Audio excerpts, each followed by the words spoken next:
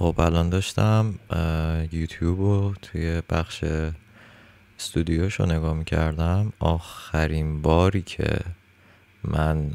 یه اپیزود ریکورد کردم 27 آپریله و امروز 8 اکتبریم و یعنی اینکه 5 ماه و خورده ای اگر که درست حساب بکنم 5 ماه و خورده ای گذشته از آخرین دفعه ای که من اومدم اینجا و شروع کردم حرف زدن. سر همین موضوع الان اتفاقا به طبع اون تأخیری که بر واقع وجود داشته زیاده و از الان میتونم بگم که قراره که اپیزود طولانی رو داشته باشیم و شاید حوصله سربر اگه بخوام بهتر توضیح بدم. اتفاقایی که افتاد شکر خدا هم از لحاظ خود کشور هم از لحاظ زندگی من انقدر زیاد بود و انقدر دراماتیک بود که خیلی حرف داریم برای گفتن و نمیدونم چقدرش توی این اپیزود جا بشه، اصلا همش جا بشه نشه، یا حتی اصلا من همش رو یادم بیاد تعریف بکنم یا نه. ولی از اول شروع میکنیم. اوایلش من خب آپریل که ریکورد کردم، آپریل فکر میکنم میشه طرفای آخرای آپریل، میشه اردیبهشت خرداد خودمون و یکم بعد از این موضوع، یعنی تقریبا میشه گفت شاید یک ماه خورده بعدش، اتفاق خیلی عجیب غریبی که افتاد این بود که جنگ شد بین ایران و اسرائیل. جنگ شد و جنگ 12 روزه‌ای طول کشید، یعنی در واقع جنگ 12 روزه‌ای بود و 12 روز طول کشید و خیلی عجیب غریب بود. یعنی یکی از بازه هایی در دوران زندگی من بود که واقعا نمیفهمیدم کار درست چیه، اصلا باید چی کار کرد. استرس زیاد داشتم واقعا. یه طرف مغزم اینجوری بودش که دلم میخواستش که واقعا اگر که میشه برگردم ایران پیش خانوادم باشم، که حداقل اگر خدایی نکرده قرار اتفاقی هم بیفته حداقل در کنار هم باشیم، قرار نباشه که مثلا چه میدونم تنها باشم و از دور خبرها رو بشنوم و اینجور چیزا. و فارغ از اون اتفاقی که افتاده بودش، فکر کنم تنها ملیتی هستیم که شاید این اتفاق رو تجربه بکنه و اونم اینه که توی اون دوران به صورت خیلی آشکار تک تک مردم نمیدونستن که خب الان اصلا از کی باید حمایت بکنن، طرفدار کی باشن. چون خب جنگ 2 سایت داشت دیگه، یکی ایران بود و یکی اسرائیل و اون ساید ایرانش خود ایران و مردم ایران و تفکر ایرانی ها نبود، جمهوری اسلامی بود و ما با این ساید مشکل داریم. اصلا فکر کنم خیلی آشکاره که سالهای سال تک تکمون احتمالاً با این حکومت و سیستم و شرایط مشکل داریم. و از طرف دیگه اون یکی طرف مقابل ما اسرائیل بود که خب با اونم ما مشکل داریم. یعنی یک تایمی بودش که اینجوری بودش که مثلا همه فکر میکردن که شاید اگر اسرائیل بیاد و با ما بجنگه ما رو قراره که از دست این حکومت و این مردم که نه، این حکومت نجات بده، در حالی که خب بچه نیستیم هممون دیگه، اونقدری درک و شعور داریم و اونقدری به نظرم توی سوشال مدیا و کتاب و قصه و فیلم و اینجور چیزا فهمیدیم که هیچ وقت هیچ کشوری توی هیچ جای دنیا دلش برای یک کشور دیگه نسوخته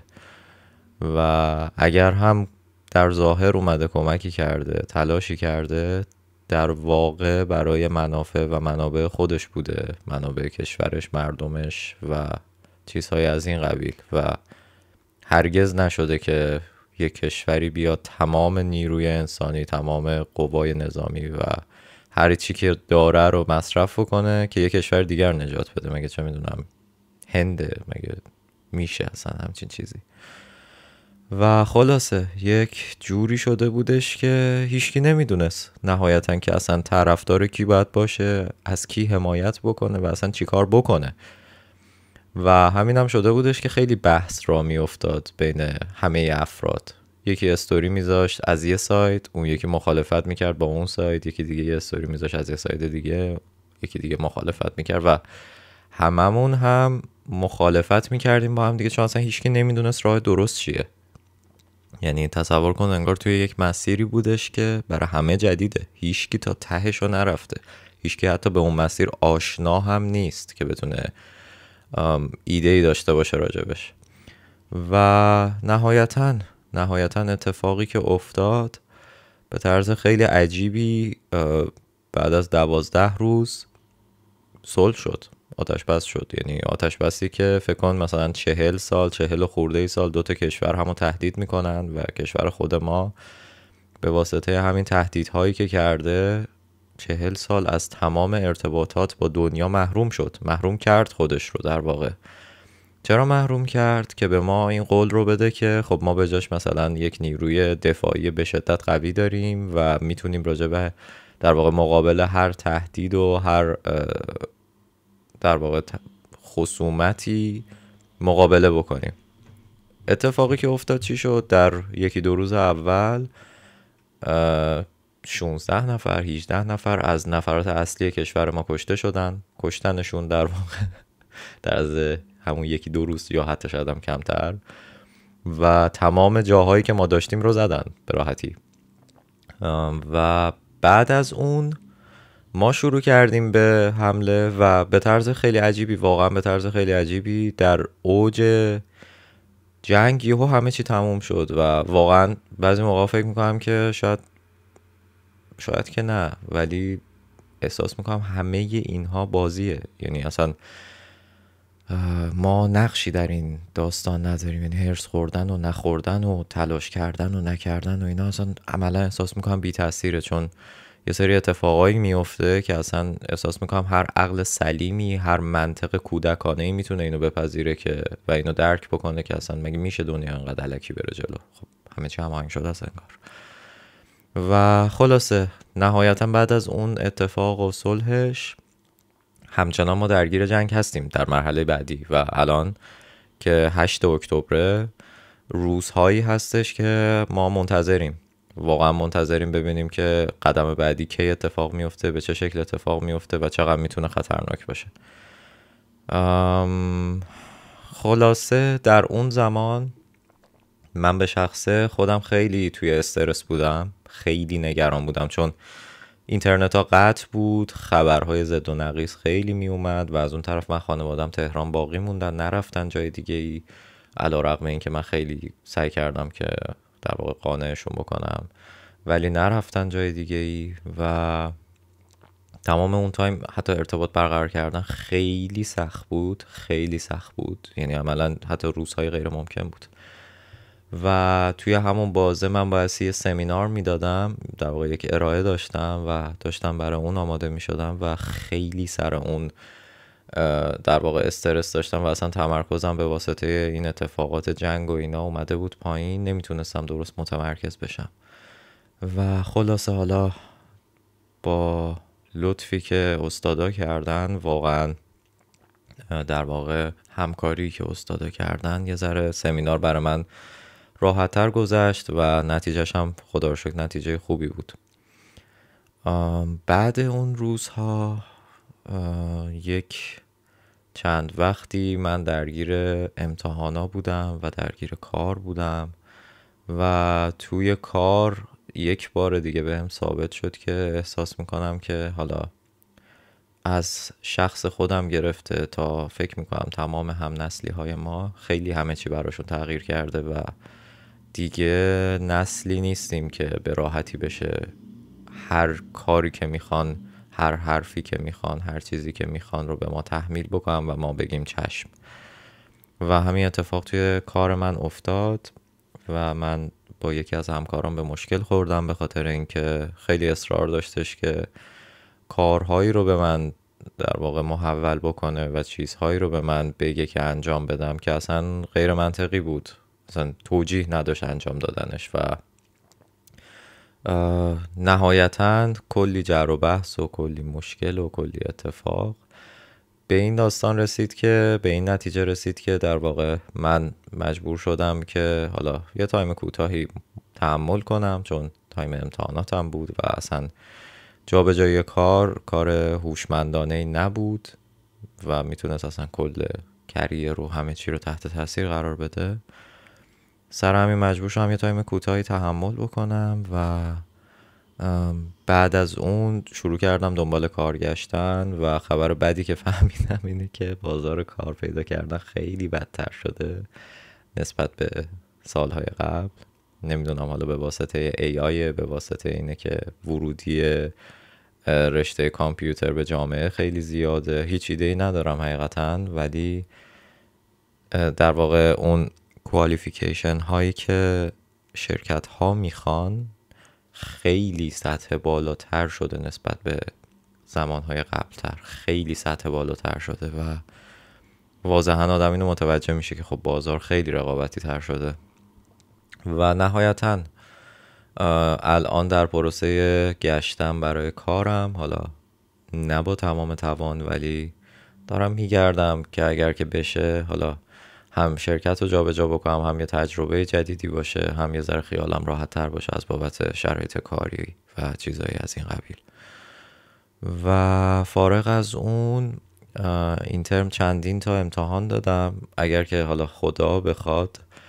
ترم بعدی ایشالله ترم آخر خواهد بود و بعدش یه در حد 2-3 ماه احتمالا پایان نامه رو خواهم نوشت و تموم میشه. ولی این ترم عملا میشه گفتی که سنگین ترین ترمی بودش که داشتم و خیلی فشارش زیاد بود، با توجه به اینکه خب این اتفاق سر کارم هم افتاده بود، جنگم بود و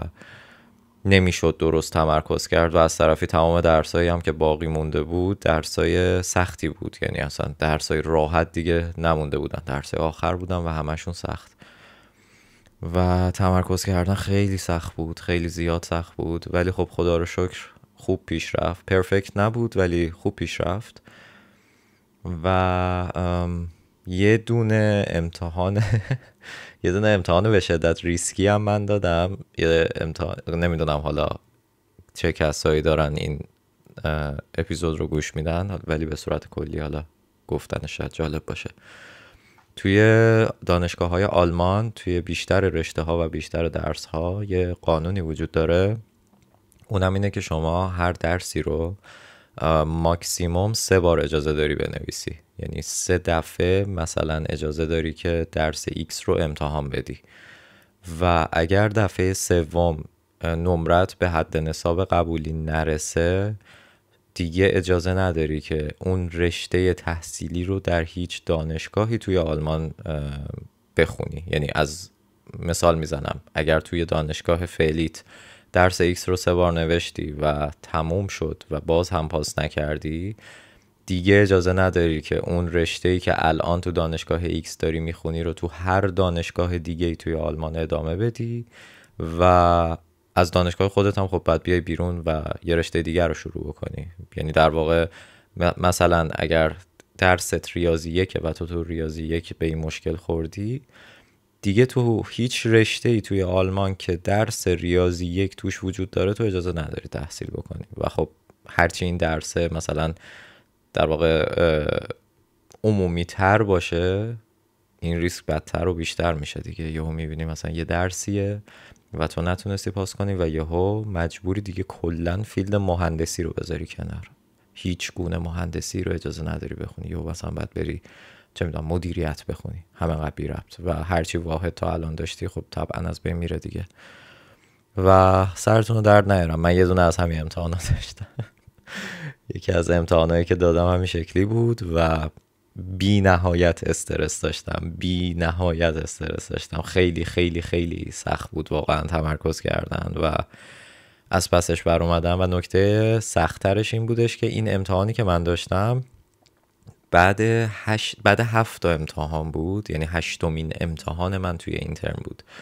و آخرین امتحانم و یعنی یک جسم جنازه و یک مغز خسته رو من بردم سر جلسه و خب واقعا خدا رحم کرد که مثلا از سر گذشت و پاس شد و تموم شد رفت. ولی خیلی خیلی استرسش زیاد بود و اصلا روزهایی به شدت سختی بود. کلا این چند ماهی که نبودم، این 5 ماه حدوداً، خیلی تو فکر این چنل و پادکست و حرف زدن و همه اینا بودم، ولی هم انقدر اتفاقای بد داشت میافتاد. یعنی من همش اینجوری بودم که دارم میخواست راجع به چیزای خوب صحبت بکنم، راجع به اتفاقای باحال صحبت بکنم، هم انقدر اتفاقای بد بود و تاب و توان آدم آورده بود پایین و اصلا انگیزه آدم نداشت که حرف بزنه. یه دلیلش این بود، یه دلیل دیگه‌ش هم این بود که انقدر روزها پر شده بود با اتفاقای مختلف، میگم از همون استرس جنگ و اتفاقای کار و دانشگاه و اینا بگیر تا سایر اتفاقای خود زندگی، حالا چیزایی که تو دیتیله. اصلا میدونیم به آدم این فرصت و حوصله رو نمیداد که بیاد بشینه یه چند دقیقه حرف بزنه و حتی همین یه کار مثلا نسبتا راحت رو انجام بده. و خودم خیلی دلم تنگ شده بود، هرچند که فکر نمی کنم مثلا کسی دیگه به غیر از خودم این پادکست رو گوش بده، ولی دلم خیلی تنگ شده بود و سعی میکنم حالا از این به بعد بیشتر و زودتر، در واقع منظمتر این آپلود رو انجام بدم. اگر که اتفاق خاصی تو زندگیم بیفته، اگر اتفاقی نیفته نه، قرار نیستش دوباره تون مثلا الکی آپلود بکنم، چرت و پرت بگم. و حالا بازم چیزهایی برای تعریف کردن هستش، ولی خب تایمش خیلی زیاد شد، همین الان 16 دقیقه و خورده ایه و احساس میکنم دیگه حوصله سربر میشه. حالا بقیهش رو بعداً تعریف خواهم کرد. چاکریم.